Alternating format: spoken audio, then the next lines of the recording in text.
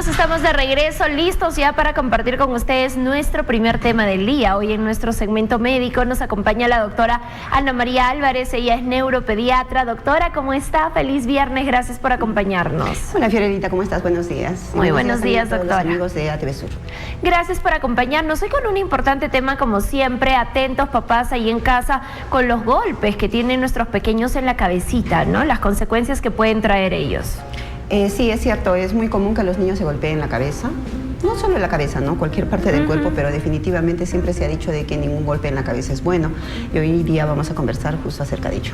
Así es, doctora, ¿no? Saber reconocer las señales de alarma, la magnitud del golpe, la zona donde golpeamos, ¿también tiene algo que ver, doctora, con las consecuencias? Sí, es cierto. Puede haber un golpe de corta distancia, una caída, por decirlo así, ¿no? De una distancia corta, pero en una zona delicada, y entonces eso puede generar más daño que una caída pues de un piso o de dos pisos, ¿no? Por ejemplo, como se puede dar en los niños.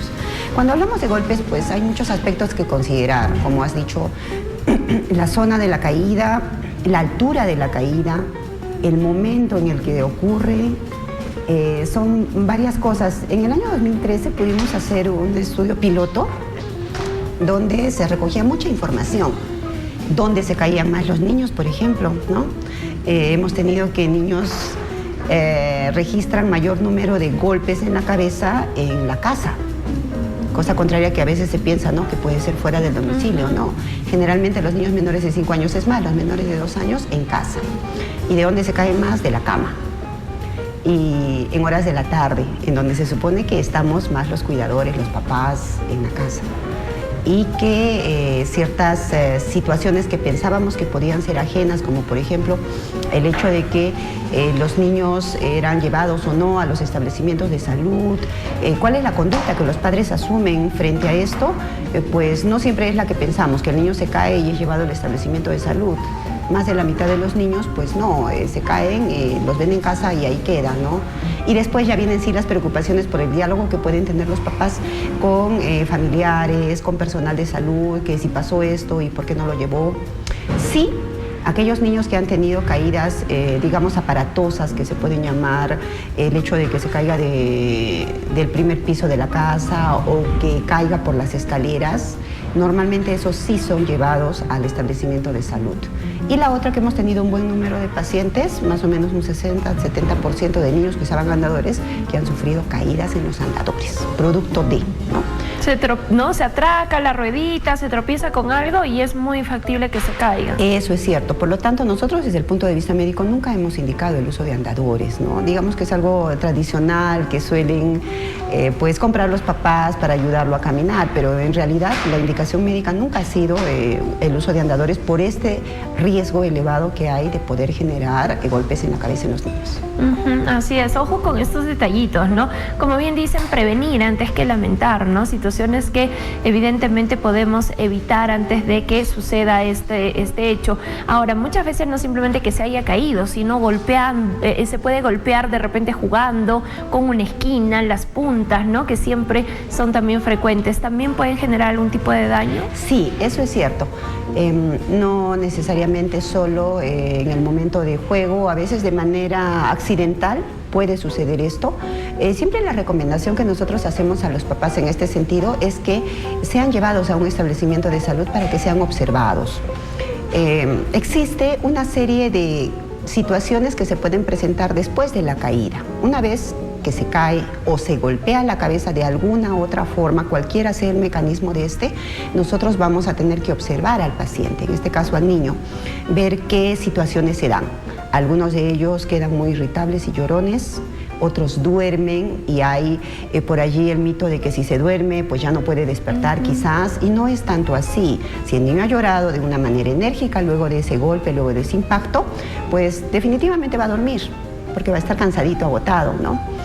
Es por eso que siempre debe estar sujeto a una observación médica. En los establecimientos de salud, cuando los pacientes llegan producto de cualquier forma de golpe en la cabeza, se quedan en observación mínimo 6 horas, porque tenemos que ver cómo es que se da la reacción. Y como he dicho, pueden estar muy llorones, se pueden dormir, pueden vomitar, pueden no reconocer, incluso si es que el impacto ha sido muy intenso, pueden no reconocer inicialmente y luego recién restablecer esta función.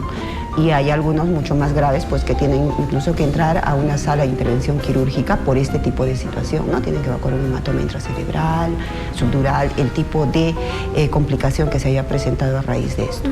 Pero estas molestias que se presentan luego de la caída están dentro de lo que nosotros llamamos síndrome postraumatismo encefalocraniano. Y obvio, traumatismo encefalocraniano, voy a precisar, no solo se refiere a una caída, sino también a cualquier golpe de manera accidental que hayamos sufrido a nivel del cráneo. Estas molestias se van a presentar en forma inmediata o inmediata. Inmediata es esa de que el niño se cae y aparece, ¿no? Un chichón, por ejemplo, que tiene que ser luego pues, observado y manejado.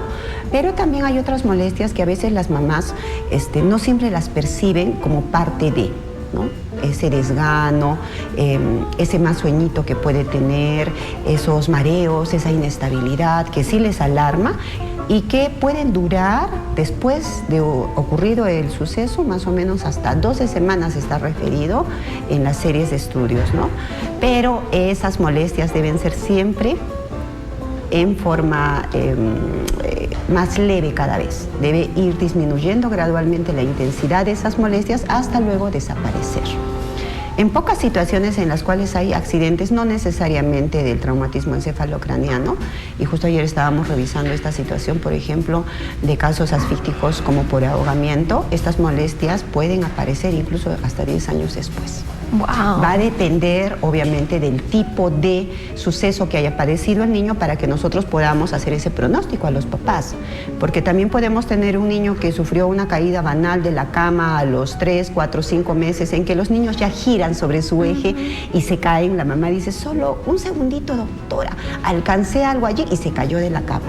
Entonces, la recomendación como parte de la prevención pues va a ser que apenas el niño pueda ser capaz de girar, ya no sea dejado, si lo voy a poner en la cama, en el eje de la cama, sino contrario a eso, ¿no? O sea, que lo pongamos cruzadito o se coloque en un lugar en donde el niño, a pesar de haber girado, pues ya no sufra la caída, ¿no?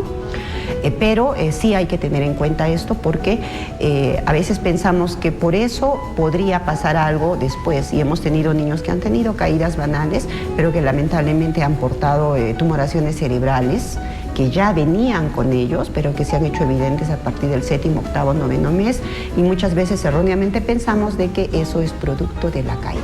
No necesariamente es así, son tumores embrionarios, tienen una denominación médica, pero que ya cuando nosotros los vemos nos hacen pensar que el estirpe es que el niño ya nace con esto, ¿no? Y lo más delicado cuando hablamos de tumores es que los tumores crecen a la velocidad que crecen los niños. Y eso es lo crítico, ¿no? Para poder hacer el manejo y detectarlos a tiempo y poder hacer un manejo adecuado. Así es. Hablando, doctora, por ejemplo, de estas señales, ¿no? Los chinchones, hay muchas creencias en respecto también, ¿no? A veces sale el chinchoncito y ya está, tranquilo, no pasa nada, ¿no? Es mejor que salga un chinchón, dicen, antes de que no salga, porque el daño puede ser interno. ¿Qué tan cierto es ello? A ver, todo lo que nosotros podamos ver luego de la caída, ver en sí, ¿no? Veo un corte que necesita una sutura, veo ese aumento, esa tumoración que se forma, que al final es lo que las mamás describen como los chichones, es algo fuera de. Recordemos que nuestro cerebro está cubierto y protegido por una coraza que es el cráneo, que es esa caja ósea. Entonces, todo lo que vemos nosotros es fuera de. Ahora, si es un niño pequeño, obviamente las suturas, las porciones, porque nosotros no nacemos con el cráneo soldadito, o sea, íntegro como lo tenemos ahora, ¿no? Tienen unas suturas que sí, producto de alguna situación que se dé debajo de ese cráneo, puede hacer de que esas suturas todavía no cierren, se abran o suceda algo. A ver, se dice que el cráneo de un niño o el encéfalo de un niño, en este caso el cerebro, entre más pequeño es y no se hayan soldado estas suturas, es más complaciente, en el sentido de que si hay incremento de presión producto de un golpe o de algo, esto va a ser más complaciente porque las suturas simplemente se van a liberar y va a permitir que el cerebro sufra de alguna manera menos que si es que esto estuviera soldado y hubiera incremento de presión, ¿no? Pero definitivamente hay formas de diagnosticar esto. No es no es tanto así de que si todo lo que está afuera está mejor porque adentro no pasa nada, no necesariamente, ¿no? En algunos casos, si tenemos pues un gran chichón, probablemente adentro también haya algo de mucha intensidad, ¿no? Pero por eso mismo necesita la evaluación, y muchos de los niños se dice que por regla, menores de 2 años que sufran algún golpe en la cabeza tienen que tener una neuroimagen. Esto es mínimo una tomografía, idealmente una resonancia, para poder ver realmente cómo está la integridad de la estructura y poder nosotros decir al papá si hay que preocuparse, hay que hacer un procedimiento adicional o simplemente hay que observar y hacer los controles respectivos. Ojo, atentos, no normalicemos o no nos dejemos llevar pues por esas creencias muchas veces falsas, ¿no?, que tenemos. ¿Qué otros errores podemos cometer frente a estos accidentes de nuestros hijos? Quizás el más frecuente y que se ha visto, por ejemplo, en los reportes de casos, es que los papás ven que el niño se cae, llora, como que reacciona pronto y ya, nos olvidamos del asunto. Sana, ¿no? Eso. Ya está así, doctora, ¿por qué no lo trajo? Le preguntamos muchas veces, ¿no? Porque los días posteriores, puede ser que al día siguiente o 2 o 3 días, ya lo veo yo como que no camina igual de estable, porque lo hice reposar el primer día, pero después cuando lo pongo a caminar ya no es tanto así, y ahí comienza la preocupación, ¿no? Y pensamos que hay algo que está apareciendo, cuando es algo que ya estuvo, pero que está manteniendo estas características, ¿no? Entonces, no es bueno. De todos modos, así parezca algo insignificante, es preferible tener la certeza de que todo está yendo bien, y es por eso la observación que debe llevarse. Eso es lo que sucede de manera más frecuente. Hemos encontrado casos también en que lamentablemente los papás, mamá y papá, pues no están en casa por cuestiones de trabajo, y el niño está a cargo de una cuidadora, de alguien que esté haciendo las veces de cuidarlo en casa. Y no hay pues mucho detalle a veces, porque incluso estando la cuidadora no siempre tenemos de qué altura cayó, por qué tiene el chichón, pero si no tenía nada cuando la mamá se fue de la casa, y cuando retorna así, pues nadie sabe explicar por qué, ¿no? En qué momento se golpeó y cómo estuvo luego. A veces no hay la información suficiente para nosotros poder discernir, y pues no queda más de otra que observar, controlar al niño de manera mucho más precisa, y de esa manera ver que todo vaya bien en el tiempo, ¿no? Sí, esas son las situaciones mucho más frecuentes que se pueden dar en cuanto a la conducta de los padres frente a la situación de los niños, ¿no? Pero de manera preventiva, ¿qué es lo que podemos hacer? Pues definitivamente si tenemos escaleras, si tenemos algún lugar que puede ser posible en que el niño acceda a él y pueda caer, eso pues hay que trabajarlo. Y a veces también pensamos que si es que ha caído, justo recuerdo eso en este momento, si que ha caído de un segundo piso y por allí había en el nivel del primer piso habían algunas cuerdas o cordeles para tendederos de ropa, y si el niño cayó allí y como que se amortizó el golpe y después cayó, eso puede ser menos dañino que si hubiera caído directamente de un segundo piso hacia abajo, y no es tanto así, al contrario, esas caídas con algún tipo de obstáculo para llegar al final pueden crear fracturas, incluso nosotros llamamos fracturas en hélice o fracturas mucho más complejas. Puede generar más daño, porque es como un primer impacto y luego un segundo impacto, pese a lo que podamos pensar. Y sí he encontrado papás que dicen, no, doctora, se cayó, estaba en el segundo piso, se cayó, y yo tenía unos tendederos y ahí se ha amortiguado la caída, porque después recién ha caído abajo. Cuando no, cuando el daño va a ser mayor, va a ser un daño doble. Miren, es importante que nosotros sepamos actuar inmediatamente, ¿verdad, doctora? ¿Qué pasa si un niño se golpea e inmediatamente le empieza a sangrar la nariz? Es una situación que nos pone muy nerviosos. ¿A qué se debe? Quizás nos pone más nerviosos el hecho de que sangre que el golpe. Que el golpe, ¿no? Sí, pues a veces puede haber o puede suceder de que justo se impactó pues en la zona del triángulo nasal, y eso hace de que sangre inmediatamente, ¿no? No siempre cosas que pasan a nivel cerebral van a tener repercusión a nivel del sangrado de nariz, ¿no? A veces hay ese tipo, en la comunidad hay ese tipo de comentario, ¿no? Está sangrando de la nariz y le dolió la cabeza, algo tiene que ver eso, por ejemplo, ¿no? O sea, va directamente relacionado, y no necesariamente es así. Sangrados de oídos sí, porque nos hablan de que la base de cráneo puede estar comprometida, que hay un sangrado a nivel de base de cráneo, puede haber.